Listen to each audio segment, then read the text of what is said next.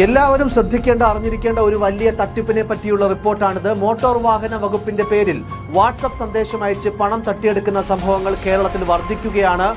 എങ്ങനെയാണ് ഈ തട്ടിപ്പ്, ഇതെങ്ങനെ മനസ്സിലാക്കാമെന്ന് തിരിച്ചറിഞ്ഞില്ലെങ്കിൽ നാളെ ഒരുപക്ഷെ നിങ്ങളും ഈ തട്ടിപ്പിൽ അകപ്പെടാമെന്നുള്ള കാര്യമാണ്. വാഹനത്തിന് പിഴ ചുമത്തിയതായി കാണിച്ച് മോട്ടോർ വാഹന വകുപ്പിന്റെ പേരിൽ വ്യാജ സന്ദേശം അയച്ചുള്ള തട്ടിപ്പാണ് കേരളത്തിൽ വ്യാപകമായി അരങ്ങേറുന്നത്. മെസ്സേജിലെ വാഹന നമ്പരും മറ്റു വിവരങ്ങളും വാഹന ഉടമയുടെ തന്നെയായിരിക്കും. അത്തരത്തിൽ വളരെ വിശ്വസനീയമായ രീതിയിലായിരിക്കും വാട്സപ്പ് സന്ദേശം എത്തുക. വാട്സപ്പിൽ വരുന്ന ഇത്തരം സന്ദേശങ്ങളിൽ വീണു പോകരുതെന്നാണ് കേരള പോലീസ് ഈ ഘട്ടത്തിൽ അറിയിക്കുന്ന മുന്നറിയിപ്പ്.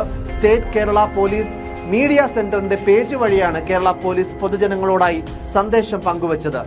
വരുന്ന സന്ദേശത്തോടൊപ്പം പരിവാഹൻ എന്ന പേരിൽ വ്യാജ ആപ്പ് അല്ലെങ്കിൽ വ്യാജ ലിങ്ക് ഉണ്ടാകും. അതിൽ ക്ലിക്ക് ചെയ്താൽ പണം നഷ്ടപ്പെടുമെന്ന് ഉറപ്പ്. ദയവായി ഇത്തരം സന്ദേശങ്ങളോട് പ്രതികരിക്കാതിരിക്കുക. കേരള പോലീസ് ഫേസ്ബുക്കിൽ